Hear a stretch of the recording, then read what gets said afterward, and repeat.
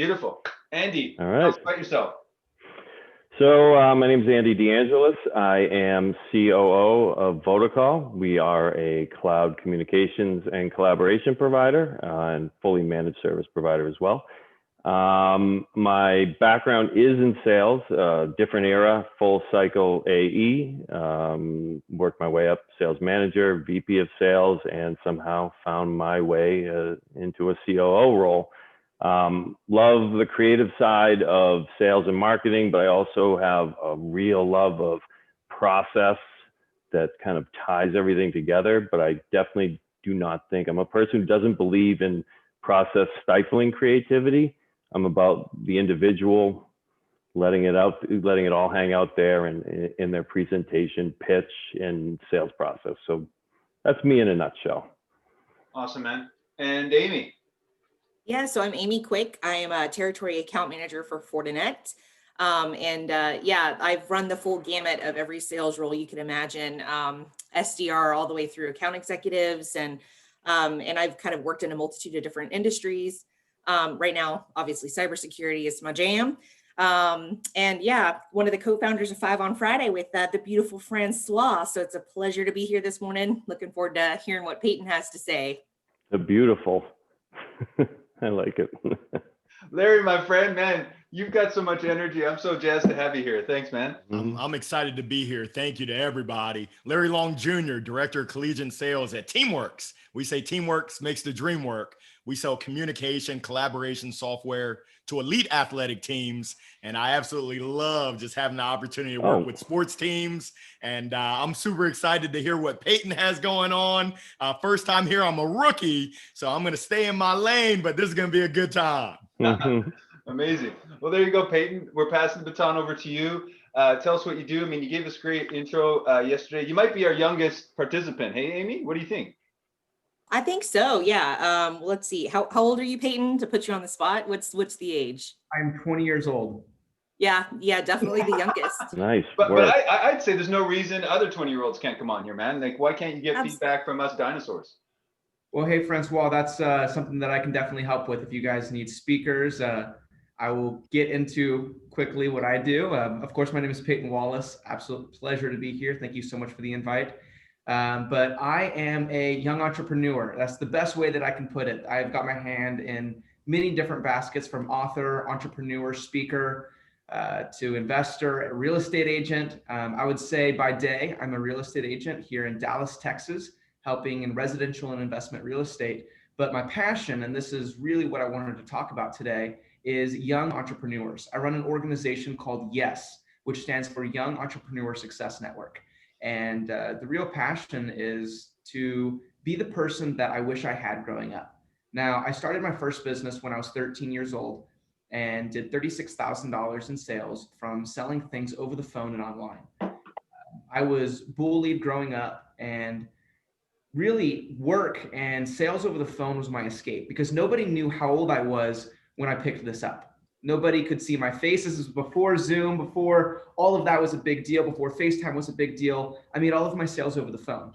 And that was my escape. And I found solitude in making friends online and making transactions. And so as the years progressed, when I was 17 years old, I wanted to start my first official large business. And that was me getting into real estate. Got my real estate license when I was 18. And then within my first couple of years in real estate, have done millions of dollars in sales, selling real estate here in Dallas, Texas. And that's what led me into my passion. Is I want to be able to teach, train, and equip young entrepreneurs with the sales abilities, the communication skills that are needed to survive in this new age of entrepreneurialism, from online sales to what it's like to not see people when you're in business. It's absolutely crazy, but I just want to be the pioneer to helping a lot of these people who don't know, that are in their 20s, how to get started. And so that's a quick bio about me and what I've got going on. Amazing. I mean, I got to say, I don't know about anybody else, but like Peyton's like so well spoken. Like, I mean, I've met people my age that don't present that well. Yeah, absolutely. I competed in speech and debate for 4 years, traveled around the United States. I've been to 36 states competing for years. In 2018, I won the national competition. and then actually started coaching speech and debate for 2 years after that.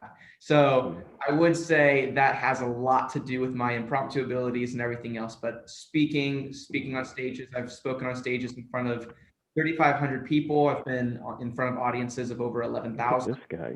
And I absolutely love just making. And Andy, are you He's like, I mean, I'm he's getting blown away. verklempt over there. are we just throwing in the towel? Like I'm done.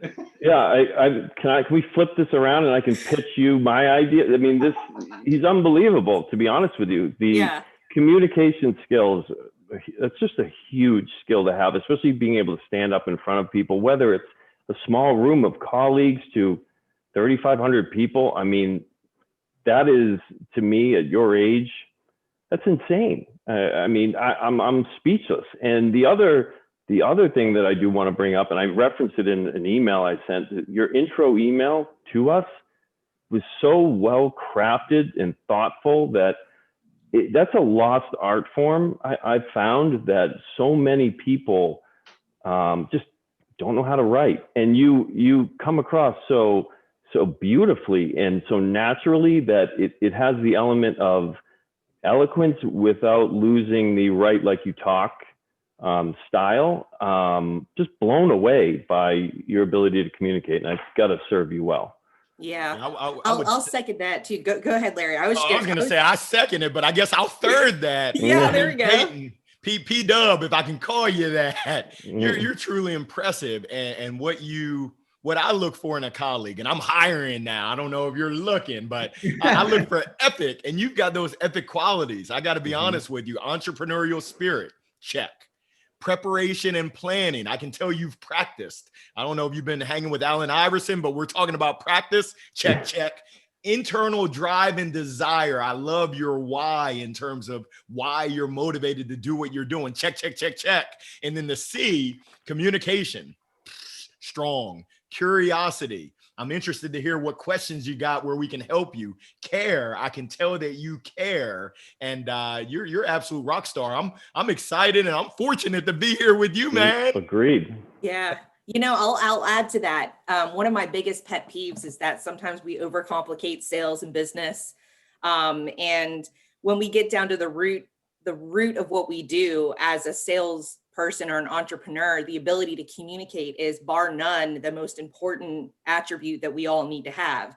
And people suck at communicating a lot of times. I mean, just general conversation. And I think that the one thing I'll say right now that I think is going to be really interesting to see how you can kind of pull in that public speaking and the tone and everything and the cadence with which you talk, and teaching younger people that same skill, because it is lacking a little bit. You know, we're all very tech savvy and very social media savvy, and the ability to have coherent conversation, it's a lost art sometimes. So right. I'm really excited to see how you can kind of pull that into Y.E.S and what you're doing there, because I think that is such a skill set that we're lacking in. And I end up scratching my head a lot of times because I'm like, geez, I just want to pull these people into like a social hour and just have conversations and kind of teach them the art of that. But I can tell that you've got that in spades. So I'm really excited to kind of see what we're gonna talk about today. Well, I do have to give a lot of credit first and foremost. I don't know if my mom is going to ever watch this, but if she does, I do have to give credit where credit is due. And my mom has been a speaker, songwriter, author as well. She traveled with Hitler and spoke with him and wrote a book with him. And, you know, he was a great man. And that's who I looked up to growing up, was Zig, and just seeing him around my family. And so at the end of the day, I do have to say, growing up and being around that atmosphere and having great parents pushing me, first and foremost, I do have to give credit where credit is due. Amazing. Amen, man. So let us know, what are you building out with Y.E.S? How's it working? And yeah, what kind of guidance or feedback can we give you? Absolutely. So I'll go ahead and start with where the vision came from in the first place. And this actually goes back to the public speaking thing. And, you know, I wasn't always a great communicator. When I was 13 years old, at the peak of my teenage years, at the beginning, I was 4'11" and 76 pounds. I wasn't the most athletic kid. Now I'm 6 foot tall. I'm not going to tell you how much I weigh, but I was a little kid, and I didn't play any sports. I was obsessed with chess, playing piano, anything that had to do with the mind. And that's why I think I gravitated towards business, was because it wasn't about showing off for me. But I remember when I was 15 years old, 14, 15 years old, my parents put me in speech and debate and tried to get me back engaged with people of my age demographic and having that social aspect rather than just being business minded. Because like I had mentioned, I was pretty successful at 13 with my first business, doing over $36,000 in sales.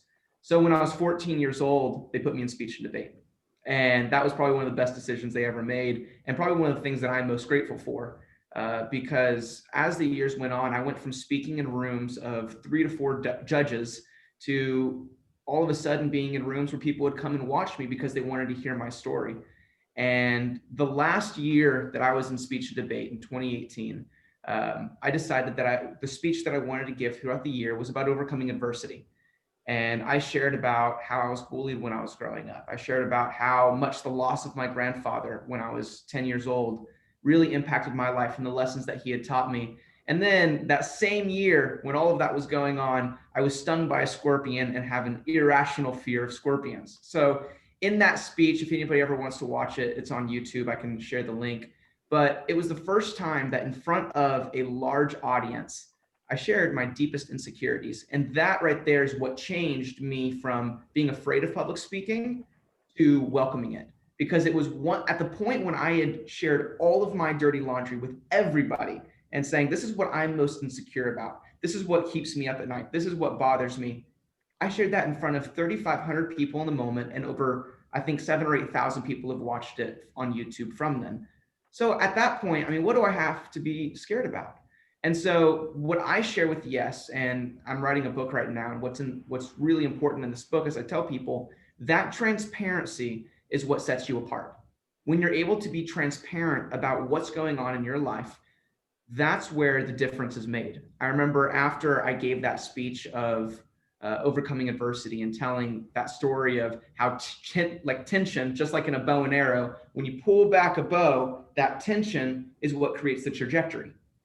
And I remember after telling that speech, a girl came up to me and she told me, she said, Peyton, I was suicidally depressed because I felt like I was alone. And she said, I don't feel alone anymore. Thank you for that speech. I needed to hear it. And sorry, I'm tearing up a little bit, but Oh, that's amazing. Deep. that right there was the moment that I realized that transparency was the very thing, that authenticity is what changes lives. And that's why I started Y.E.S, is because I wanted to, first of all, be transparent. Second of all, be able to let people know that they're not alone. And third, also be able to work with people and say, hey, let's take that and figure out how can we start a business off of that? How can we create sustainability off of those things that you're passionate about and those things that you fear? Because fear and passion go hand in hand. Because once you can overcome the fear, that's when your real passion can go ahead and launch forward. And that's what Y.E.S is about. And so I guess some of the questions that I have and would love to hear from you guys is, as I'm going into launching Y.E.S and as we're moving this forward, I want to hear what you guys think is most applicable to, because I kind of got a handle on what my generation is going through. But from the eyes of y'all's generation, what do you see from outside looking in that you think needs the most impact? Yeah, that's a deep question, man. First of all, I'm going to start with transparency. I think the older generation, we struggle with that. I think that it's in business, it's always been buttoned up. It's always been put your best, your game face on, go in there and you're all serious. And a lot of times we fall flat on our faces because of it. And I know the same story you just said. I feel like I was just sitting here like nodding in agreement, because the last year and a half has been that same experience for me where I finally, I went through just tremendous upheaval personally, had a major professional shift in my life. And I broadcasted all of that out to like 23,000 freaking people. And it was terrifying. And at time, I remember one time I took down a post because I was like, it's a little too much, but the more transparent I became, the better I started doing at work, my personal life. I saw tremendous growth there. And I carried that into my career, my sales career. And I think that's something I've always kind of done. But I'll give you a prime example. Let's say I'm overwhelmed, I've had a busy week, and I've got all this personal stuff going on, balancing with all this work stuff. One of the things that I find that is absolutely essential is to communicate upfront. Hey, look, I got your request. I am literally on the way to my kid's dentist appointment right now, but I guarantee you when I get back to my desk, I'll have it handled.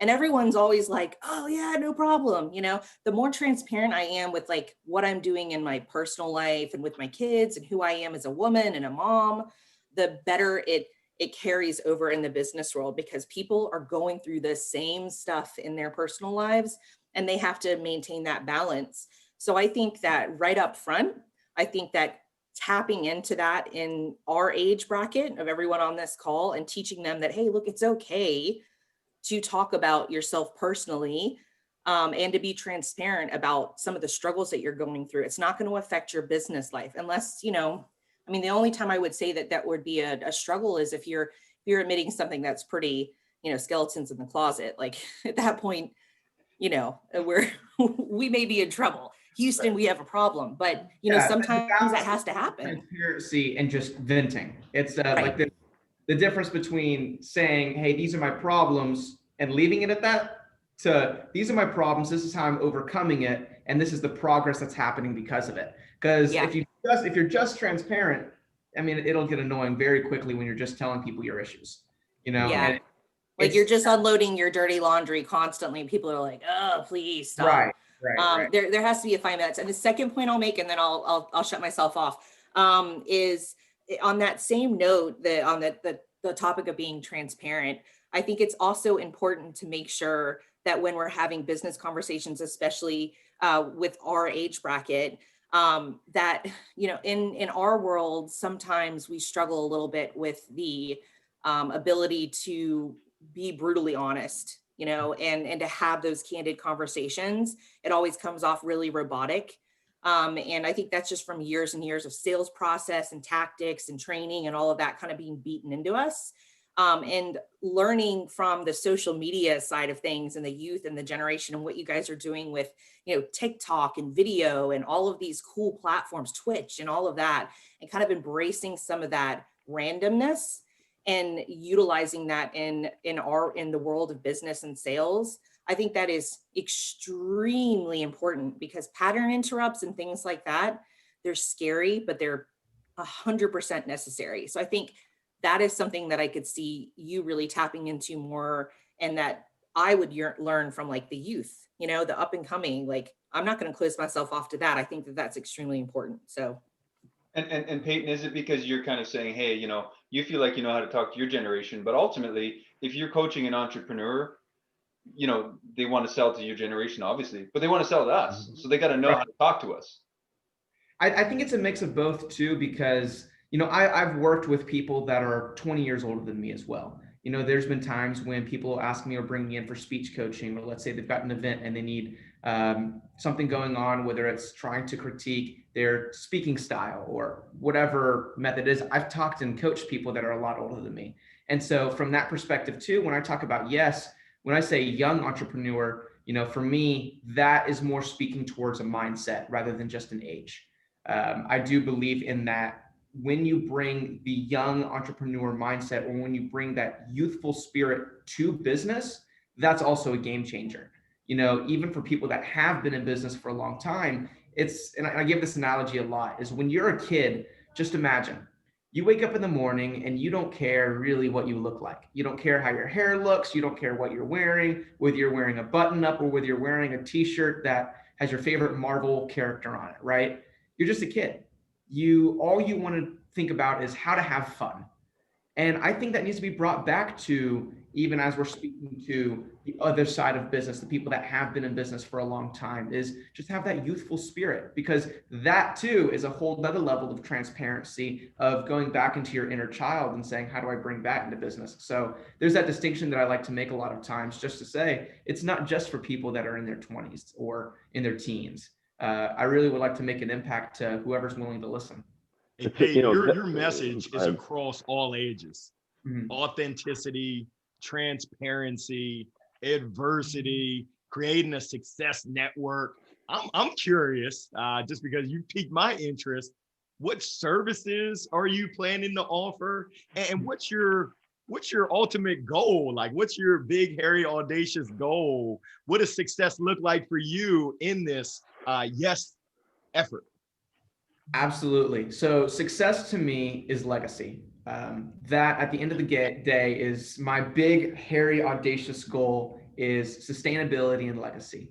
I'm a big advocate of investing. I love investing in real estate, and I love investing into technology companies and into the future. So at the end of the day, my big, hairy, audacious goal of, why am I doing all of this is I want to teach people how to create that legacy. And the first step to creating legacy is to look at the legacy that followed you. And that's taking a look at, okay, what does your past look like? How are you raised, and things like that to make that transformation. So in regards to services, the first thing that I'm going to do is once I officially launch Y.E.S, right now I'd say it's in the incubation stage, to where I'm loving things like this, where I'm getting ideas and telling people about it. But the launch is going to happen right when I release my book. So that'll be the first stage, is having something that people can hold, that share the story, an elongated version of what we've talked about today. And that'll be the first step, is having a series of books. But the second step will be that one-on-one coaching with young entrepreneurs. And that's something that I guess I'd have a question too, is that's super important, is how, because I know, like, for example, seeing my mother, she's a coach too, but her demographic are, people that are a lot older than I am. I'm not going to say an age demographic, but what I think is important is how do I address the pricing? And that's something that is really a sensitive subject around my age, because I know people that are in their teens, early 20s, early 30s, late 20s. They don't have a lot of money to spend on coaching, and that's usually not at the forefront of their mind. So how to, how to balance the idea of money versus knowledge versus I just want to give back. So there's that purpose in it for me, but I need to create sustainability for myself as well. So I guess that is a gray area that I need help with. So go for that's a tricky one when you're talking about knowledge and you're talking about starting something new. At the end of the day, whether you're selling product, service, hardware, or information, you need customers and you need testimonials above all else, so people feel comfortable with your service. So you feel like your business is projecting a strong foundation. Like, it's not brand new. I'm not the first customer. He knows what he's doing. So initially, you would probably want to offer it, I dare say free, but there's a very big value to you in getting back a testimonial and getting word of mouth going. I will say you are, in my opinion, you are absolutely on the right track, because personalization of outreach, that's what everyone talks about, but you can't do that unless you're being your true self, right? You can't be funny or creative or pattern interrupt. Like, you can't do that stuff unless you're really bought into who you are and you're willing to just throw it out there and talk about being a parent, a brother, sister, son, daughter, right? Really letting it loose out there into the world. And transparency and outreach go hand in hand for me.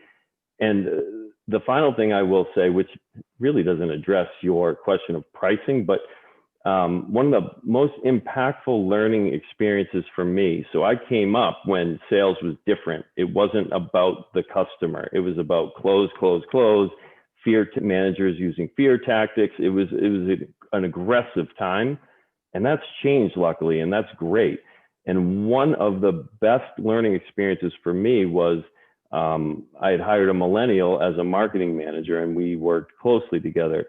And he taught me so much about the perspective, embracing the millennial stereotypes, but taking that stereotype and understanding the perspective and how I should be communicating to them. He changed my writing style to the write like you speak versus the classical thing I learned in honors English in high school. So you have a lot to offer in terms of communication when you're talking about older executives trying to revamp the way they communicate so they can reach a younger audience. That to me, that's a gold mine potentially for someone who is a solid communicator, a solid writer, and who has the testimonials to back that up. For me, then you can definitely launch a business off of that. But I would focus on not so much price out of the gate and go for the testimonials and the customer love that you can then advertise and then base a pricing model off of that. That would be my opinion to start. I love it. That's a great idea. And I've been doing Y.E.S unofficially for about 2 years now in regards to helping other people and coaching. And so, I've got a little bit of a client pool that I could pull from in regards to testimonials as well. But yeah, I definitely love the feedback. I love the feedback in the chat as well. And I've been Well, to add to that, I mean, actually, what's funny is I've seen Larry doing this. I think I've seen you on Facebook. Like do you do ads on Facebook? I don't, not that I know of. Maybe I've just seen you. I've seen something of yours pop up on there. Anyhow, I go live. I go live on Facebook, LinkedIn, that's what and I've YouTube. seen. Okay. Yeah. Okay. So, I will say this, Peyton. First off, the best advice I got on how to monetize something, especially like some sort of like a knowledge, right? Like how to sell your knowledge, and also you by default, right?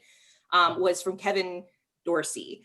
And basically what he said is, if you can build a following of people that are willing to tune into you, what you have to say, the knowledge that you're kind of sharing for free, and then you get that following to be kind of loyal supporters. Like they believe in you, they trust in you, they're tuning into what you have to say on a regular basis. Then you figure out how to monetize that base of supporters, right? Because usually those are the ones that are going to be willing to give you, let's say it's just like a monthly subscription, to a newsletter or some sort of live program or webinar event, whatever it could be on whatever platform you want to run it on. They'll usually subscribe to something like that because they've seen the value. You've built up enough value over time that they're like, yeah, whatever, it's $10, I'll do that. So I would start there because you can see really quickly how much value there is in the following and the network that you've built. And it's very organic. It cost you like nothing. Okay. And so that's step one. And step two, I would say, is with your age and just kind of your ability to articulate and just your personality. I see sponsorships, partnerships, things of that nature, kind of tapping into maybe like kind of jumping on the bandwagon of what other people are doing within their own organizations. I see that as a really easy avenue for you to get some consulting work. And when you approach those, because you don't have a baseline of price, approach it from a very naive perspective. Go in there and say, look, I'm new to all of this. Like, I know the interest is there, but how much would you be willing to pay if I could do X, Y, and Z for your company? And let them kind of lead that price conversation. And if you have enough of those conversations, you can aggregate that data and come up with a solid idea of what organizations would be willing to pay you. And from there, you can not subtract that down, but you could like map that down to single users or customers. I'm thinking like cybersecurity and everything is user-based. But customers, like how much would I pay you to be a personal mentor, a coach, or to show up, and do a training for my organization? So, and I mean, Larry, you could probably add to this, Andy, but that's where I would start, Peyton, honestly, on the price question. Awesome. Thank you so much. I really appreciate that. I've kind of three comments here. One is, and a lot of people have talked about this kind of your audience, right? I mean, you may have a different audience on YouTube that you think you can sell to, on Instagram. I mean, for context for everyone, I met Peyton through Clubhouse. So I was on some group conversation and that's how I was introduced to you, right? I think that's where we first connected. Yeah, absolutely. I think Larry as well. You were on that call. That's right. Oh my goodness. So I mean, I think we all know there's like probably more platforms than we need.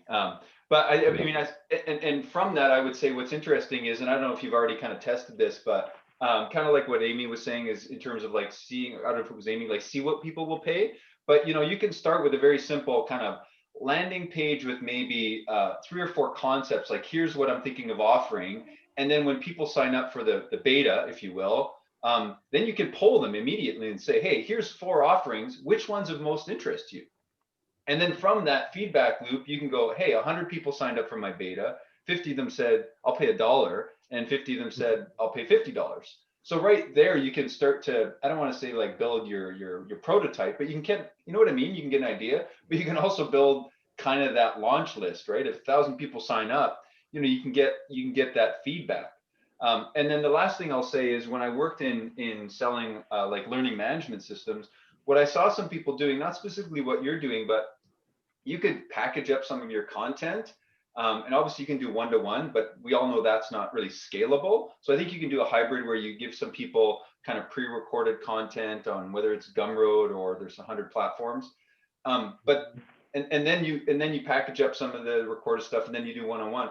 But what I'd see some people do is they'd white label it. So they'd say, hey, here's the Gen Z kind of plan, put a brand behind it, market it, and push it to that group. And then they'd build out their millennial one. And then you build out the boomer one.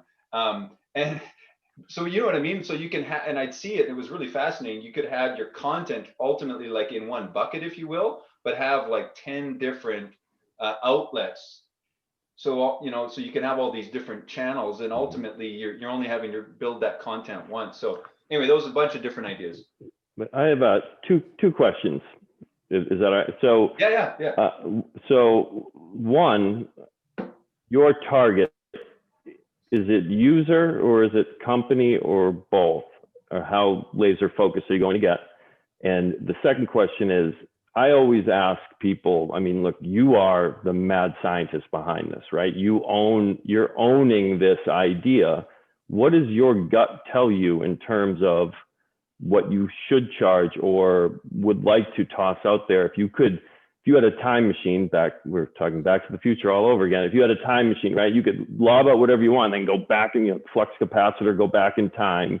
If it didn't work, what would you do? Yeah, absolutely.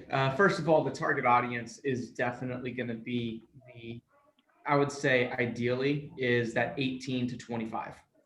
That is, if I could consolidate it, because I think between 18 and 25 is some of the most confusion, the most learning experiences, the most in your life period of time.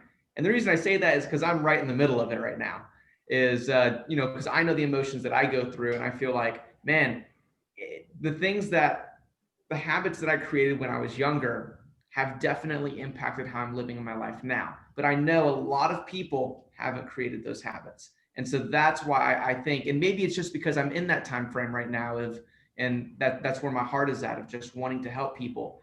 And in regards to what my gut feeling tells me as pricing, and in regards to who else, it's also, I'm fine with talking to companies, schools. I've spoken at churches, but I really do like that one-on-one or small group audience, because I feel like the most change happens in rooms like this, to where you can bounce around and you can have conversation, and there's a lot of this mastermind-esque conversation going on.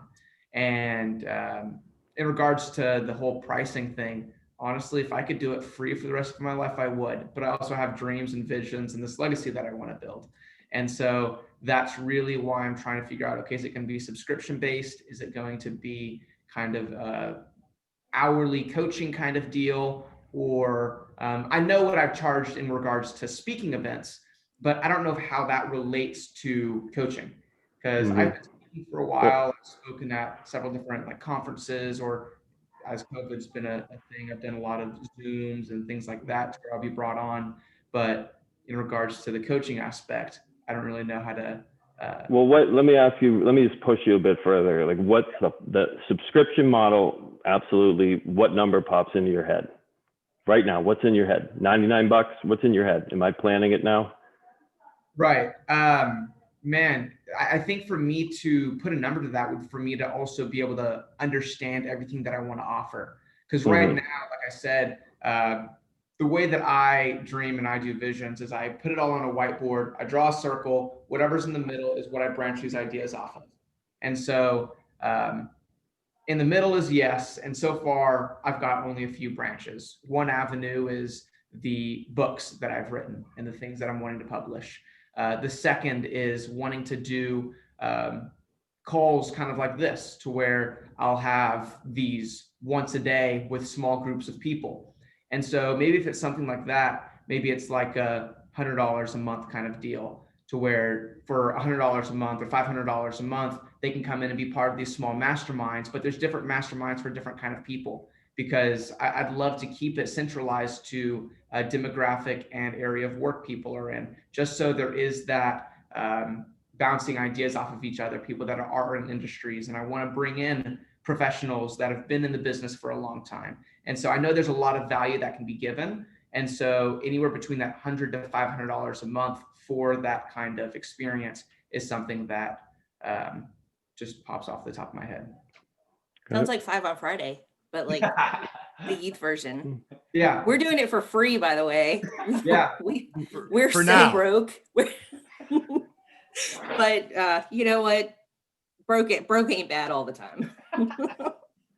Well, no, but to piggyback off of Andy's question, I guess, you know, like while you were describing that, and I'm just thinking out loud, Peyton, here is, you know, maybe you have a price point or an offering to that 18 to 25-year-old that's like, I think I want to start something, but I don't even know what it is, but I'd love to be in this type of a mastermind, whatever we call that, right? So maybe that's 25 a month or 50. I know 100 was your baseline. Sorry, I'm not trying to like gouge you. Oh, no. I love it. But then maybe there's people that are like, hey, Peyton, I'm 18 or I'm 19. I have an idea. I've actually sold it once. So like, you know, I'm not at 0, I'm at 2 out of 10. And I'd love that mentorship. And then, you know, they get into this group and maybe that one is 50 a month. And then, you know, so maybe there's almost like different levels, because, you know, I mean, I love my 15-year-old, but dude, like I could give you $500 a month and you'd have a hard time getting him from 0 to 1, man. Like he just wants to play Fortnite. Like, building $1 million business. I think he likes the idea. I don't think he has any idea how to do it.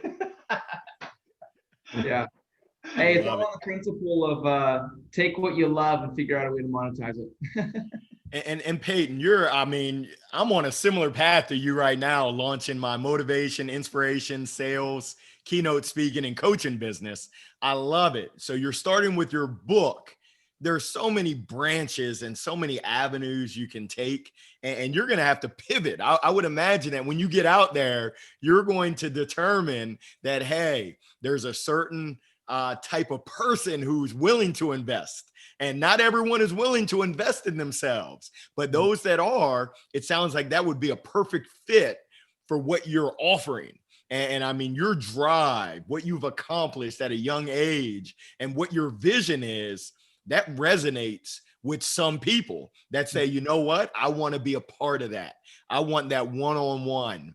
I want that group coaching. But I encourage you to jump off the deep end. There's water in there, and you're going to find there's a lot of water out there, but you got to iterate and test. And I would say just ship it. It's crazy. I built a online on-demand sales training course, and I've been noodling on it. At some point, and I think it was my quote of the day, at some point, good enough is good enough. It's never going to be perfect.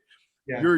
You're on the right path, dude. I encourage you, jump on in. Well, you know what? I've got to ask a question though, Larry. Like, I was just sitting here thinking about it, and you know, I mentioned like the whole jumping on the bandwagon thing, right? What you're doing, right, is so important for like the youth of the generation. You know, the up and comers. They're getting out of high school and college. Some of them are getting out of high school. They're going straight into the workforce. They're becoming entrepreneurs right out of high school. And then others are, you know, going through that college experience, and then they're trying to find jobs. I feel like that's a really, really good market to tap into, just from a business standpoint, right? Mm-hmm. There's a listing of every public university and private school out there that you could talk to about these types of programs. What types of programs do they already have going on, and how similar are they to Y.E.S? And you can really aggregate a lot of data based on, I mean, are people paying for this? Is this like something that the colleges are offering? And, you know, what would that look like post college, right? But another thing that I thought of is, we've got all these coaches and sales consultants and a lot of guys like Larry that are just fired up and to motivate people and help them grow personally and professionally. But what if you come along and you're appealing to that younger demographic, okay, and filling the voids that they have in their non-careers at this point, right? They're just starting to tap into their careers. So what if you could benefit someone like Larry or something like a Scaled or Scott Barrows or any of these big like sales, business, coaching, consultant companies with a youthful like mindset, right? You're coming in and you're able to talk to the young up and comers and deal with what they're personally struggling with as they start their careers. So maybe there's some benefit there in doing, partnerships, or, if they're having an event, you come in and you're a guest speaker for that event, and you're getting your speaker fee. And why does that benefit you? Well, the more people you're getting in front of, the more likely you are to have paying customers at the end of that. Just like podcasts, go on every podcast you can go on, every free opportunity to get in front of a wider audience is going to benefit you. And so if you can tap into, and partner with the Dale Duprees, the Sales Rebellions and the things like that, I feel like you're going to find some financial incentive there because you can get some business kicked off from the youth standpoint, and maybe some sort of partnership potential. But also it's just going to benefit you by growing your presence in the business kind of world and just appealing to that younger generation. So I don't know, just my thoughts there on piggybacking, man. I mean, that's what network is, it's all it is how can this person help you? How can you help them? 100%. And that's something that I'm definitely going to look into more because I love that idea. And I've been consulting. I've been brought on as a sales and marketing consultant for 4 or 5 different companies over the past couple of years, to where we'll do like a 90-day contract, and I'll come in and I'll take the sales team and say, hey, look, this is how you start, how to sell to this generation, how to communicate better, and how to take even some of the vernacular and the communication tactics of speaking like a younger individual to sell better. And so I've done that a little bit, but I do definitely think that whole piggybacking idea is huge. I love it. So would you feel like today you're like more in a better position to go to people and say, hey, if you're in our category, are we boomers? I can't remember. We're boomers. We're too old to. We're too old. Speak for yourself. I'm a millennial. I'm an X, Gen X. Whenever my kid says, okay, boomer, I stop listening. So would you feel like you're better positioned, Peyton, to talk to folks like us and say, hey, if you're having a hard time or you want to understand better how to sell to my generation, the younger, the Gen Zs, I'm your guy, or it can be both. The folks in your age category and saying, look, I know the product is really for more of that boomer generation who I don't know how to talk to. Like, where do you think you've got a better sweet spot? My sweet spot's right there in the middle, because growing up, I mean, my closest friends, and it's been kind of funny, have been always 15, 20 years older than me. And so I do understand the older generation because that's what I've been around since I was 13. I mean, you got to think about it. I was homeschooled from 13 till 16 when I graduated high school. And so after that, I jumped right into the workforce. And so the people that I was around were like, when I jumped into real estate when I was 18 years old, I was in the office every day, and I was youngest by 15 years in that real estate office. And so, but then on the flip side, it's like, I know how to tell people of my generation how to communicate to them because I'm there. I am in their generation. I also still see all of the stuff that my generation sees, the social media tactics and everything like that from TikTok, Instagram, Twitch, all of these different things. It's kind of that sweet spot that I'm in right now, almost as a gateway of how to communicate back and forth. And so that's really kind of where I'm operating out of right now. Interesting. So I have a couple more. I mean, you're fascinating. I mean, it's amazing to hear your story, and it's just, my mind is going crazy with different questions. But one how do, like anyone dreamer, you're a dreamer, right? How do you see it scaling? How do you put these building blocks together to scale? Because I think I always try and look at what's my end game and then try and work backwards a little bit too. And I ask you because I think not to mess around with your target audience where you said what, 18 to 25. I saw a speaker, Jason Dorsey, I think his name was. He's a generation, guy's unbelievable, an unbelievable speaker. This guy, he's self-deprecating on his generation. He's millennial. He trashes millennials in the funniest way, but brings it back.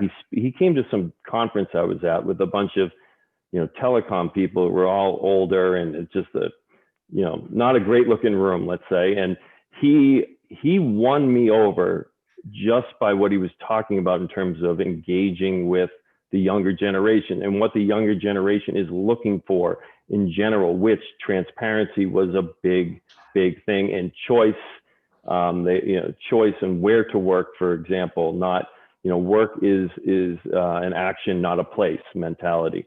So I feel like with how well you speak, how well you write, and already, I mean, once you get a book published, that's humongous. You're going to be all over YouTube, on podcasts. You'll have all this content that I don't want to see you miss this opportunity with sort of I don't want to say older, because I don't view myself as older, but call it executive level generation, positioning, how do you speak to younger generations, whether it's millennial, Gen Z, and so on. And then as you move up as you get older and new generations come up, it's like almost scales naturally where you bring in other people to fill those voids of the open generation. So I guess now that I dump that all on you, how does it scale, and what do you think about more of like focusing on some executive coaching? Absolutely. I love Jason Dorsey. I had the opportunity to be in a room with him as he was giving a speech and a presentation to my uncle's company. Actually, they brought him on to it's a company called Dosh Technology Company down in Austin, and they were talking about because it's a cashback app, and this is kind of something that I resonated with. Was he was talking about how do you market to my generation, the generation that's coming, before me. What is that called now? Gen Z? Gen Z. Because I'm not quite millennial, but oh, you're Gen Z, aren't you? Gen Z? I guess. Or are you on the cusp, the curve? There's a tweener. Well, you're one of those two. Okay. I think I'm in the because I was born in 2000, and I think Gen Z technically is like 2002, 2003. I don't know. You're scary. You're scary to all of us. We'll just say that. Yeah, right. I can relate to the 90s kids in a way, but I can't say I was a 90s kid. That's where I'm at. But no, definitely. He was talking about, the psychology of the two generations and how vastly different they think, but a lot of things that they have in common in regards to the transparency and their habits. And so in regards to scalability, I definitely think, because I am a dreamer, a visionary. I mean, I don't know if you guys read the book from Andy Stanley called Visioneering. I absolutely love that book, but it talks about that vision. And moving forward, it's definitely going to be that adjusting to, as I get older, as new things, new technologies kind of progress, just ideal. I want to be able to share my story, share the lessons that I've learned with as many people as possible. So if that's coming into different companies and speaking as a keynote speaker, and making that a full-time profession. But because like what I love is I love investing. I mean, numbers and, being analytical, detail-oriented. He at heart, that's what I love. I love that behind the scenes. And, that's where my sustainability is going to come in regards to finances as all of this is being built. But as a passion project, and as the thing that I'm passionate about is change. So I don't need to make a ton of money from helping other people. Where I see the sustainability coming from is more the Robert Kiyosaki way of building a portfolio in real estate. So I'd love to be able to come in as a keynote speaker, or come in and do podcasts and keep writing books, and come in more as an analyst and saying, hey, this is the research that I've done in my generation. This is what I've seen, and here's the lessons that I've learned personally. So in regards to scalability, that's more of what I see is coming into companies and talking with sales teams, or continuing to do the one-on-one if I still have that time to, because I never want to go to that point where I'm unreachable. Well, you have to value your time, Peyton. Right. You know, how much is your time worth? And, you know, I'll say this from a very, you're very young and you're still at that impressionable stage. And you see all these people that have accomplished so much. The one thing I'll say there is, at what cost? Okay, so know that going in, that your time always has a value to it. I've talked with some guys that say, don't do a consulting gig unless you're getting paid $250 an hour. And I'm like, I would be terrified to ask someone to pay me that just for me to give them some advice, you know. But I can understand where they're coming from, because eventually, as you grow and, you know, if you want to start a family and all of that, your time's going to become more valuable, and you're going to be stretched thinner. So I would say, just from like personal feedback to you, like I would sit down one day and just draw out a diagram, like Andy, it's Andy, right? I keep saying Andrew because I see your whole name. Draw out a diagram of like literally where you visualize yourself scaling. Like, what would be the end goal that you would hope to achieve? If you could achieve that end goal, you know, would you be satisfied? You know, and the reason I'm saying that is because if you're coaching and kind of bringing along these the younger generation and really being an inspiration for them, being able to give them a like visual cues, right? Graphics, video content, things like that, where it actually shows how you're mapping out the trajectory of your career, would be hugely inspirational and beneficial for those people. And much like you, I'm in this similar situation where I have my day job, right? And Francois, same thing. Patrick, same thing. You know, we have our day jobs that are our bread and butter. Yours is real estate. But on the side, we're doing this mentoring and we're not getting paid for it. You know, we're doing it out of the kindness of our hearts and because it's something we're interested in, and it's a passion project. But at some point, can we monetize it? Absolutely.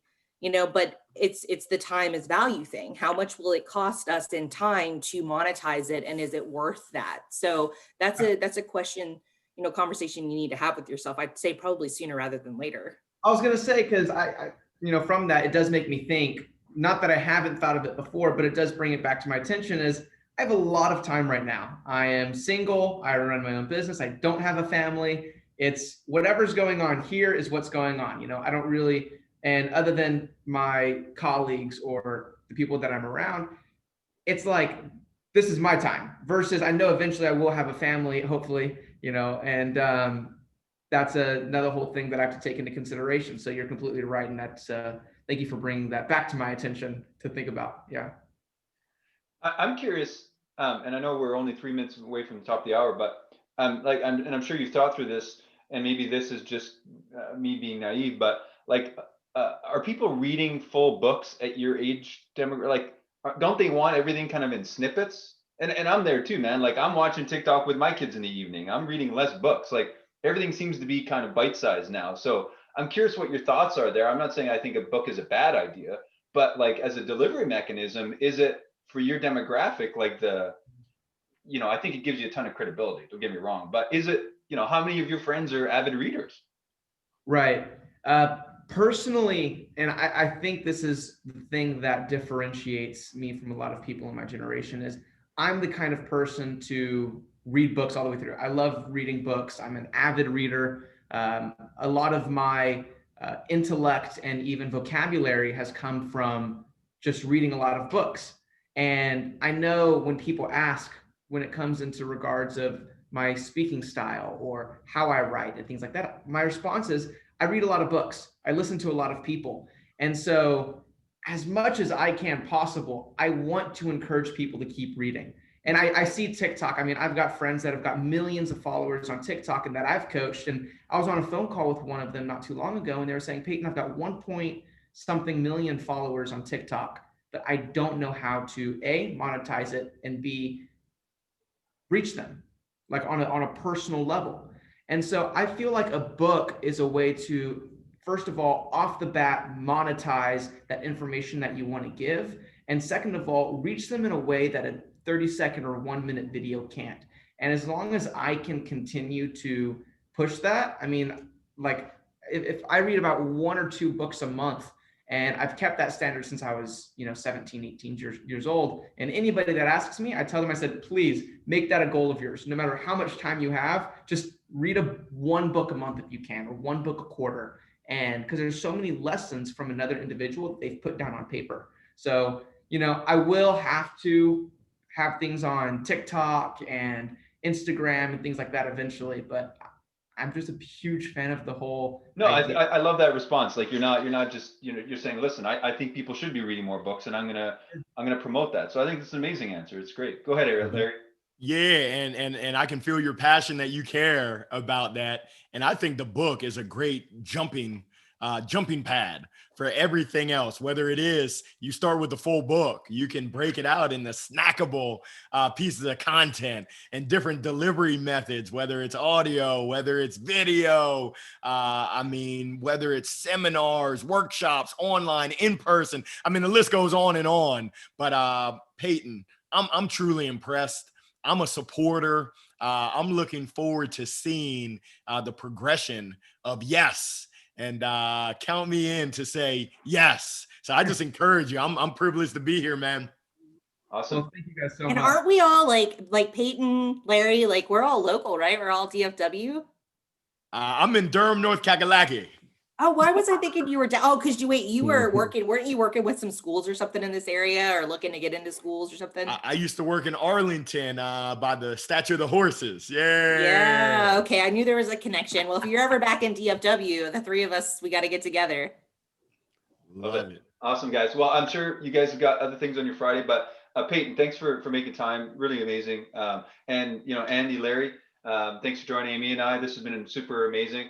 I'll post this up shortly here. Peyton, it goes without saying, all our guests often communicate with us after the fact, and don't be shy. I'd love to keep chatting with you and support you, man. Yeah, absolutely. If anybody would like to reach out, feel free. I'll go ahead and put in here my email and phone number. I'll put my email in here as well for anybody that wants to reach out. Awesome, guys. Awesome. Have a great weekend. Thank you so much. Take care now. Take care, all.